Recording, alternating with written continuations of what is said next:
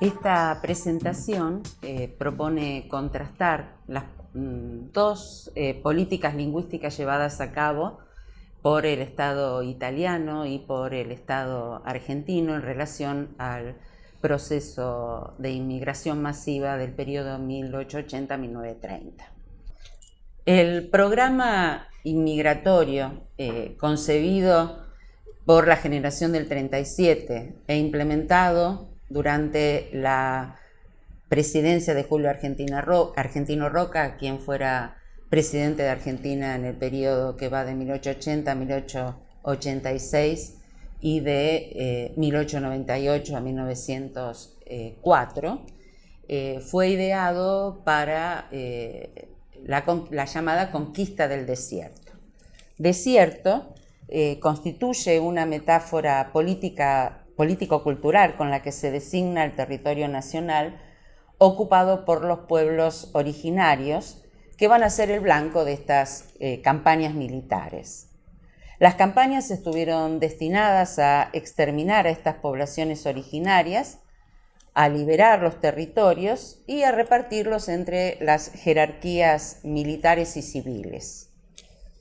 Este hecho permite la configuración de una clase social que constituirá de algún modo el eje del modelo agroexportador de la época. Me refiero estrictamente a la oligarquía terrateniente conservadora de la época. Una vez concluida la campaña al desierto, era necesario poblar, vale decir, primero había que despoblar el desierto para luego poblarlo.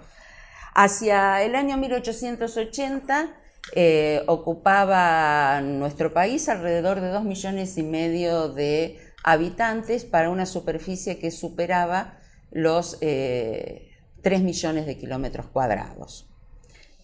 Para la élite gobernante, la población que viniera de Europa tenía que provenir de la Europa blanca, para devolverles de alguna manera la imagen que de sí misma tenía esa clase. Con el objetivo de poblar el país llegaron entre 1871 y 1914 5.573.100 inmigrantes, de los cuales 2.720.400 emigraron nuevamente y dejaron un saldo de alrededor de 3 millones de inmigrantes en el país, la mayor parte proveniente de Italia, seguida por españoles y con un 20% de franceses, ingleses, eslavos y sirio-libaneses. Si a estas cifras sumamos el crecimiento vegetativo, para 1914 la población ascendía a 8.253.097 habitantes, lo que triplicaba la cifra original de 1880. La campaña al desierto significó para el Estado argentino la apropiación de inmensas cantidades de hectáreas. Estas hectáreas, estas tierras fiscales, según la ley de colonización e inmigración que se sancionó en 1876, debían ser repartidas entre los colonos y pequeños propietarios que provinieran del proceso inmigratorio. Sin embargo, pese a que la ley aseguraba que el territorio nacional debía ser dividido en parcelas de 40.000 hectáreas para ser repartidas entre esos colonos, en algunos casos de manera gratuita y en otros con cuotas sumamente accesibles para ellos. Decía, sin embargo, estas tierras fueron repartidas entre las jerarquías civiles y militares, ¿verdad? De modo tal que buena parte de la oligarquía terrateniente se constituye a partir de esta distribución de las tierras, ¿no? Los Pereira Iraola, los Álzaga Unzué, los Luro, los Martínez de Hoz, los Menéndez, empiezan a construir sus fortunas a partir de esta distribución de las tierras a precios verdaderamente irrisorios para la época. Ante un proceso migratorio transformador de la estructura demográfica como el sucedido en la Argentina, la diversidad de las representaciones y de los discursos estalla y se convierte en conflicto de culturas. Y es el discurso social de la época el que se encarga y diseña un único mapa cultural para toda la nación. Un mapa cultural en el que se ocultan las tensiones y en el que la presencia del inmigrante se convierte en una figura urticante y por tanto su figuración se convierte en la tópica del discurso social de la época. Para figurar una nación unificada, el Estado debió intervenir sobre la lengua. Para ello, sostuvo el ideologema una nación, una lengua. La idea de sostener la lengua de la nación unificada y así el mapa cultural de la nación se constituyó sobre la lengua como la propiedad distintiva. ¿Por qué? Puesto que ofrecía el medio de comunicación y a la vez el mayor rasgo de identidad de los habitantes en el territorio.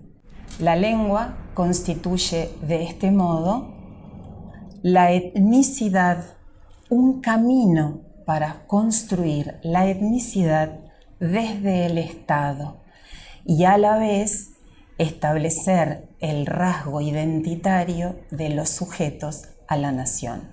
En cuanto a las políticas del lenguaje para la inmigración llevadas a cabo por el gobierno italiano en el periodo 1880-1920, podemos destacar que se ponen en juego 3 planes de políticas lingüísticas que de algún modo comprometen el proceso de emigración de los italianos que tienen como destino Argentina.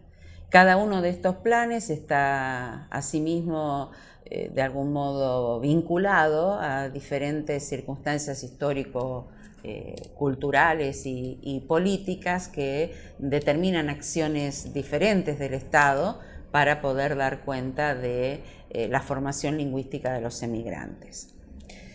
El primer plan llevado a cabo por el gobierno italiano estuvo destinado a consolidar un proceso de homogeneización lingüística en una Italia con una situación sociolingüística muy heterogénea.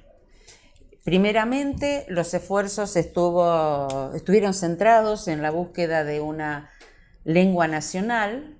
En segundo lugar, se impuso entonces una variedad lingüística literaria a todos los ciudadanos, principalmente a través de la escuela. Esta fase de la política lingüística italiana reveló 2 problemas centrales. Por un lado, el bajo nivel de las instituciones italianas, la pobreza de las escuelas, la incapacidad edilicia de dar cuenta de este programa de homogeneización a través de la escuela, y por otro lado una tasa altísima de analfabetismo. Entonces, en razón de este diagnóstico llevado a cabo por el gobierno italianos se edificaron nuevas escuelas, se generaron programas para la capacitación docente, se invirtieron fondos en mejoramiento de los programas existentes para tratar de cerrar este conflicto generado por la unificación. A partir del siglo XX, esta perspectiva, vale decir, el hecho de que el Estado no tenga ninguna incidencia sobre el proceso migratorio, se modifica sobre todo por la insistencia de algunos países de destino, como el caso de Estados Unidos. Esto implica que para no perder las remesas de dinero que provenían de esos inmigrantes, el Estado italiano tuviera que diseñar un conjunto de políticas educativas tendientes a la formación de esos emigrantes. Se crean entonces escuelas nocturnas y escuelas que dictaban clases en días festivos para jóvenes y para adultos, para de algún modo saldar este déficit formativo que tenían los futuros emigrantes. Y esas escuelas se generan sobre todo en las zonas que evidenciaban mayor cantidad de emigrantes. Por otra parte,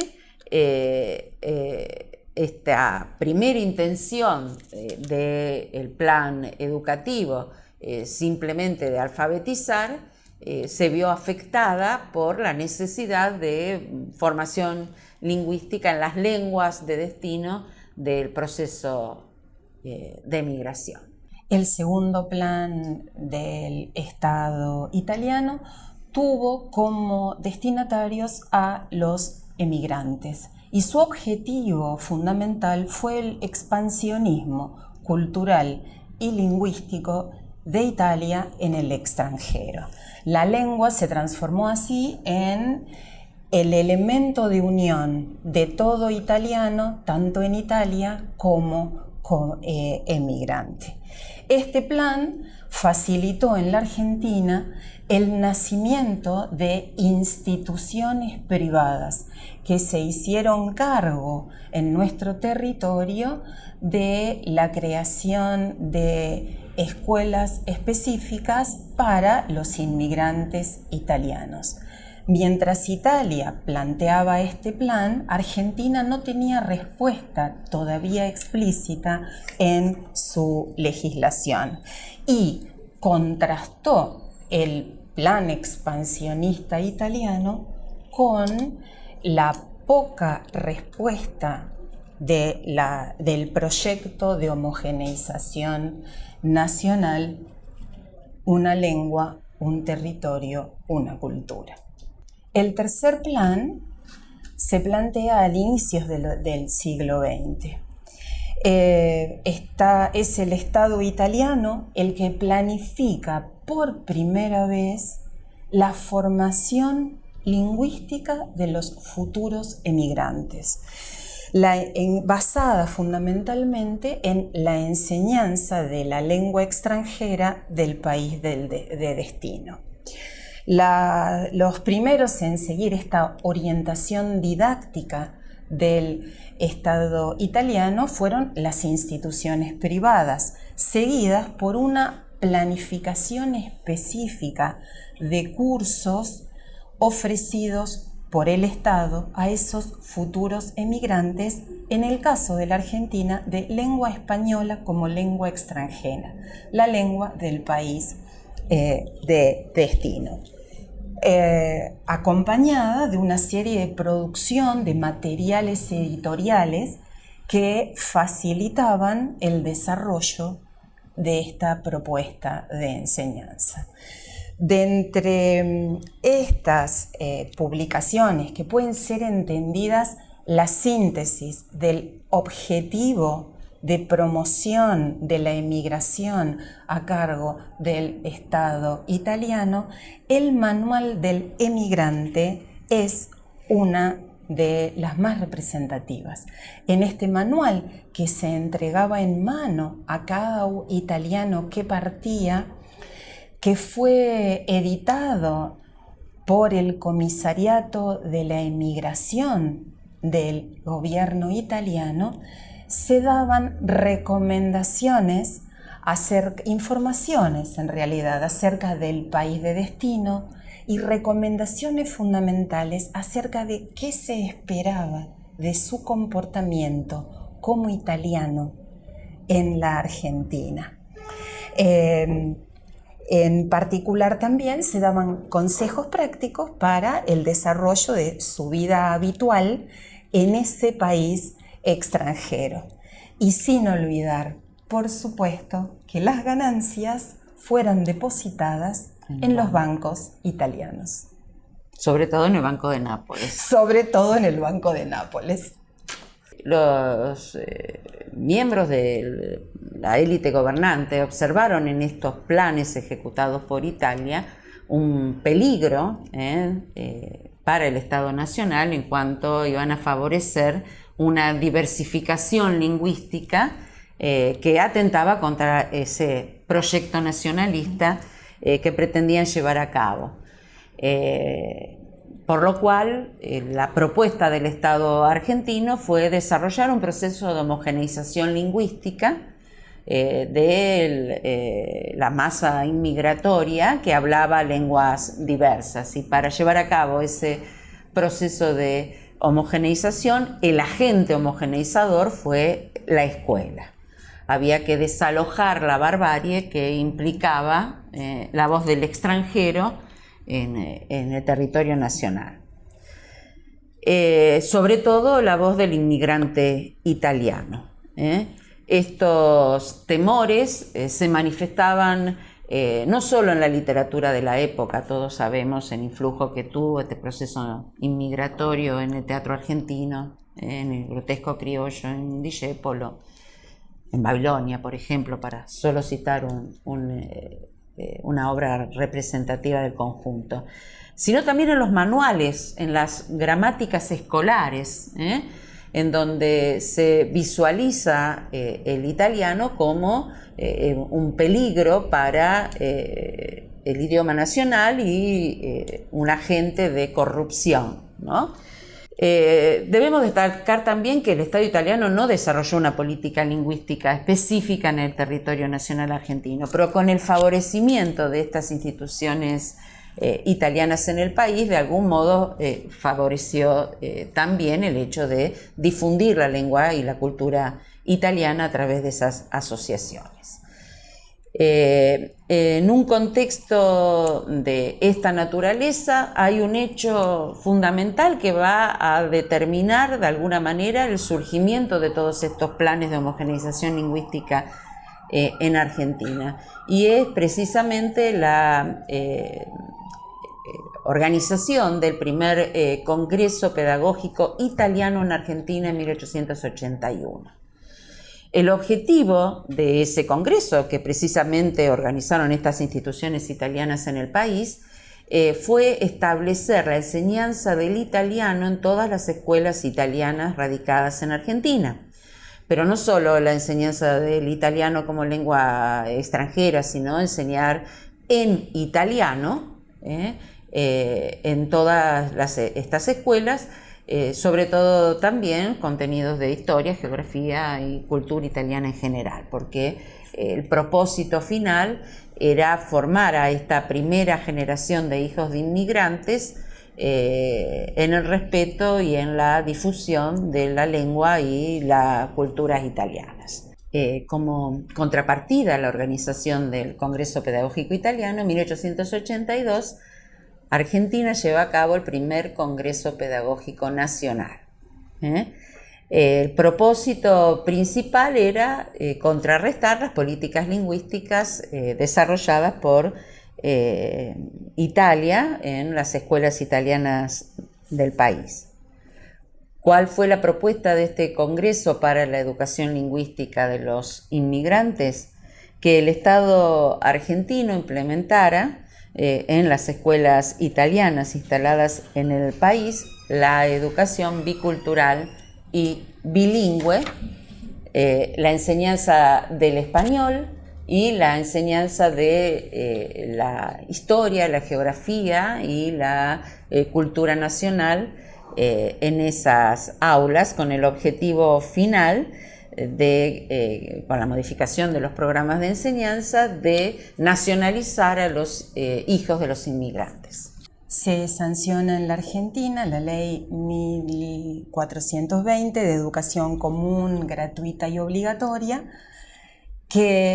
y comienza en este periodo una serie de debates en la Argentina acerca de las lagunas en la formación lingüística de los habitantes, tanto los nacionales como los inmigrantes.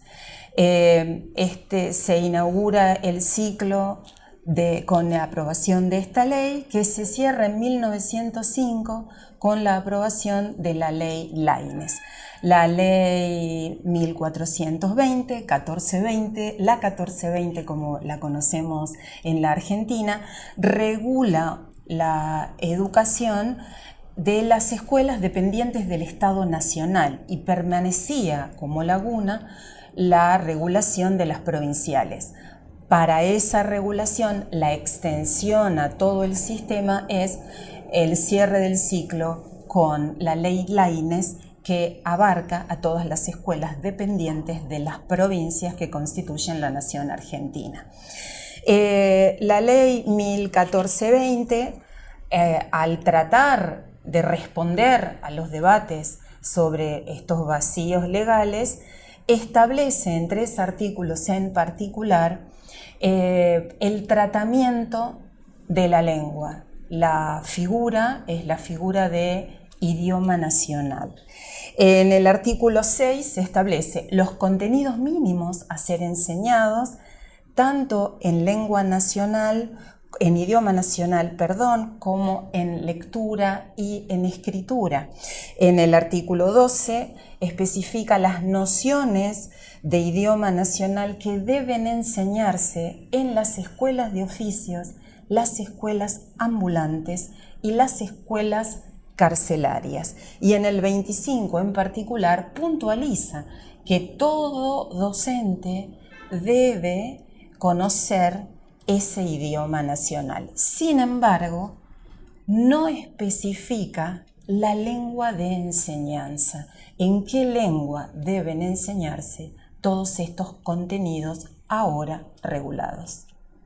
Mientras el Estado italiano entonces promovía el expansionismo cultural y lingüístico a sus colonias establecidas en África geográficamente y las que supuestamente consideraba aquí en América, el Estado Nacional no había respondido con la explicitación en la ley de regulaciones acerca de la enseñanza del idioma nacional, del español. Esto provocó que con la multiplicación y la expansión de las escuelas promovidas por el Estado italiano y llevadas adelante por las instituciones laicas y religiosas italianas aquí en la Argentina, se sumara que sus estudiantes se resistieran a aprender el español.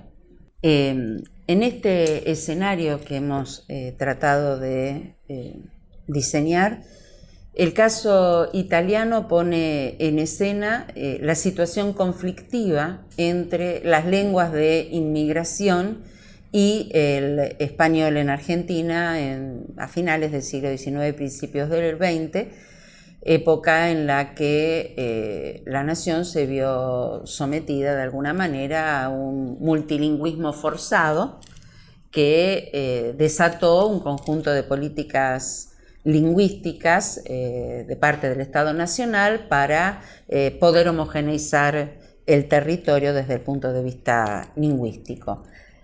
La variedad lingüística propiciada en la capital federal y en los territorios nacionales no fue otra que el español madrileño, la variedad culta del español madrileño, y con esta asunción por parte del Estado de la norma lingüística para educar al pueblo argentino en el llamado idioma nacional, se cierra la brecha generacional establecida entre España y la generación del 37, a días, digamos, de alguna manera de culminar el centenario de la Revolución de Mayo.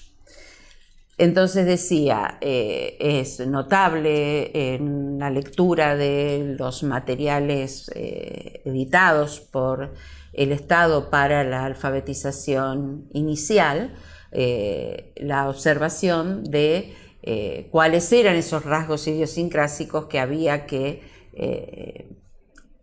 quitar del idioma nacional porque lo corrompe, porque lo ensucia, porque lo hace variable y con posibilidades de generar en una lengua bárbara.